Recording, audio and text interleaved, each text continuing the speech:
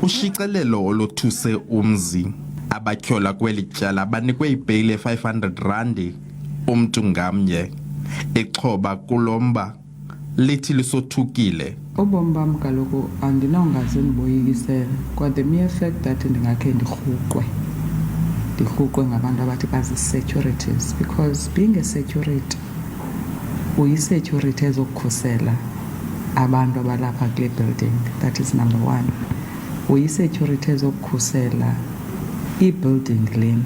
Ukanti imibutho ejongene namalungelo wamanina isikhalimele esisehlo. To put the entire country in a bad light, because it's saying on one hand we're saying we're working to advance gender equality, we are working to end impunity and violence against women, and on the other hand this is the treatment that women receive. Ukanti nophando lusaqhuba. Ndibhale incwadi ndibhalela iinkokheli zalamasipala ubana mazinike ingxelo uba ngawaphi amanyathelo ezizawuyithatha.